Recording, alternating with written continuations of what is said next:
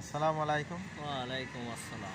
আপনারা যাকে আমার সাথে দেখতে পাচ্ছেন, আমার শামসুল মামা। এনার নাম হলো শামসুল মামা। ইনি হলো মুরগি ব্যবসা করে, ঠিক আছে? জি। আমার কাছে খুব ভালো লাগে, আমাদের বাজারে ইনি সব কিছু বেচা কিনা করেন।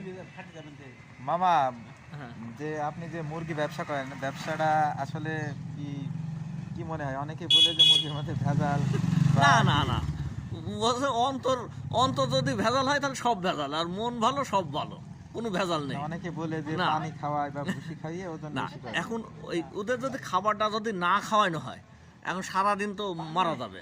এখন যাদের জীবন আছে তাদের তো আহার দিতেই হবে। মানে পৃথিবীতে সব ব্যবসায়ী একরকম না। না না। কেউ হারাম ব্যবসা হ্যাঁ করে, কেউ হ্যাঁ হালাল ব্যবসা হ্যাঁ করে। হ্যাঁ, এটাই। তা যাই হোক, আপনারা দেখতে পাচ্ছেন শামসুল মামা, ওনার নাম হলো শামসুল। জি। ওনার বাসা কোথায়?